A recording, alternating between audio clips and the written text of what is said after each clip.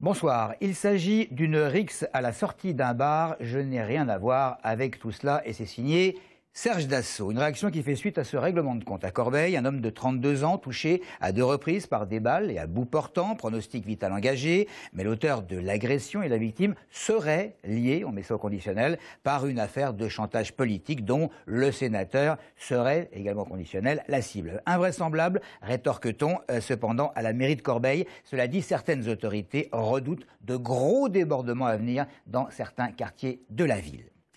Hier, une ancienne pharmacienne de Gif-sur-Yvette a été condamnée à 3 mois de prison avec sursis par le tribunal correctionnel d'Évry pour avoir escroqué la caisse primaire d'assurance maladie. L'enquête révèle une somme de 544 000 €, puis revue à la hausse par la caisse primaire. Bien que la pharmacie se trouvait déjà en redressement judiciaire, la gérante de l'officine aurait détourné plus de 200 000 € pour son propre compte. Audrey Coll. Sur la place de Chevry à Gif-sur-Yvette, la page est tournée. Mais c'est bien ici que l'ancienne gérante de pharmacie a escroqué la caisse d'assurance maladie en refacturant des ordonnances déjà payées, facturant des médicaments sans ordonnance ou encore se faisant rembourser pour des assurés décédés. C'est très facile d'arnaquer l'assurance maladie. Il suffit de créer des dossiers, de rajouter des lignes à une prescription. Beaucoup de patients nous disent « ça, il m'en reste, c'est pas la peine de m'ordonner ». Le soir, on reprend le dossier, on rajoute des lignes, c'est très facile. La prévenue aurait ainsi facturé plus de 700 000 € à la CPAM. Alors que la pharmacie se trouvait déjà en redressement judiciaire, la gérante a détourné près de 200 000 € pour ses comptes personnels et acheté une voiture de société pour livrer des médicaments, une Golf cabriolet. Quand j'envoie un dossier à la sécurité sociale et que je lui demande le remboursement, il m'est remboursé en 5 jours. Donc en fait, je pense que c'est un peu une spirale infernale dans laquelle rentre le pharmacien. Il tente une fois, ça passe, 2 fois, ça passe. Il n'a pas compris qu'en fait, régulièrement, la sécurité sociale prend des lots au hasard et contrôle tout. Une affaire qui exaspère le syndicat des pharmaciens de l'Essonne. De la prison ferme n'aurait pas été étonnant selon Delphine Chadoutot, même si aujourd'hui, la caisse primaire d'assurance maladie se dit satisfaite des 3 mois avec sursis et des 770 000 € à rembourser. Pistolet contre couteau sur le campus de l'AFPA à Lardy. Les faits se sont déroulés dans la nuit de lundi à hier. L'agresseur armé d'un pistolet pénètre dans la chambre de la victime qui se défend avec un couteau. On l'évoquait hier dans ce même journal. Maxime Lemaine s'est donc rendu sur place pour en apprendre un petit peu plus sur cette affaire. Association nationale pour la formation professionnelle des adultes, campus de Lardy, lundi vers minuit 30, un homme armé d'un pistolet pénètre dans l'établissement. Il rentre dans une chambre où l'un des résidents est en train de se préparer à manger.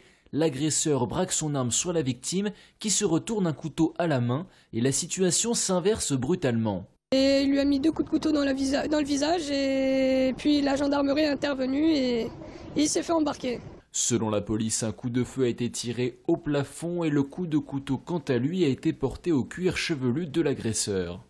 Après l'agression, les 2 hommes ont couru dans les couloirs. Pour les arrêter, pas moins de 4 patrouilles de gendarmes ont été nécessaires. Selon une source proche de la victime, à l'origine de l'agression, il y aurait un différend de longue date entre les individus qui seraient originaires de la même cité. Après un passage à l'hôpital, l'agresseur est actuellement en garde à vue à la gendarmerie d'Étampes. Après cet incident, la sécurité aurait été renforcée sur le site. À partir d'hier, il y a la sécurité, il y a une nouvelle personne avec un chien qui surveille l'AFPA. Contacté dans la matinée, l'AFPA a refusé tout commentaire sur cet incident. Ce sera officiel avec un grand O lundi prochain, lors du prochain conseil municipal. Mais la plupart des habitants de Longjumeau ont eu l'assurance il y a quelques heures dans leur boîte aux lettres que l'intérim à la mairie de la ville serait assuré par Sandrine Gelot-Rateau. C'est la première adjointe de la députée maire qui s'est toujours occupée des affaires courantes de la municipalité, notamment lorsque Nathalie Kosciusko-Morizet détenait une fonction ministérielle. Avec ce choix, NKM entend préserver, dit-elle, la continuité de ce qui a été entrepris jusqu'aux prochaines élections. La ligne du TZN 4 est en discussion actuellement, un moyen de transport en ligne propre qui devrait améliorer le système proposé jusqu'à présent. Il traverserait le département de Corbeil-Essonnes à Viry-Châtillon. Son tracé est en cours de validation. Le schéma de principe et le dossier d'enquête devraient être approuvés cette année. Les précisions signé Aurélie Colombel. Le TZN 4, cette ligne de bus sur voie propre, sera le prolongement du TZN 1 qui part de Carré-Sénart pour arriver à la gare de Corbeil. Le TZN 4 partira de la gare RER de Corbeil, passera par Évry, Ris-Orangis, puis Grigny pour arriver à Viry-Châtillon. Il devrait remplacer avantageusement la ligne de bus 402 à saturation. Avec ses particularités, le TZN 4 garantira une plus grande ponctualité. Explication d'Éric Mauperon du STIF. Donc un matériel spécifique dans des voies réservées, complètement réservées pour lui, ainsi qu'un système de priorité au feu qui ressemble, qui est identique à celui qu'on connaît sur le tramway et qui permet d'obtenir des fréquences de passage élevées et donc des capacités de transport qui sont bien plus intéressantes et plus élevées pour l'ensemble de la population. La ligne devrait accueillir 46 000 voyageurs, mais actuellement les différents partenaires étudient le lieu où pourra s'implanter le site de maintenance. Autre point à l'étude, le tracé dans la ville de Ris-Orangis. Normalement, l'enquête publique débutera après les élections municipales de 2014. Lutte pour la sécurité suite après les radars normaux et les radars intelligents, pédagogiques. Voilà que les radars tronçons vont faire leur apparition et même en Essonne. Fini le temps où un conducteur pouvait lever le pied avant un radar, puis l'engin dépassait appuyé un petit peu plus fort sur l'accélérateur.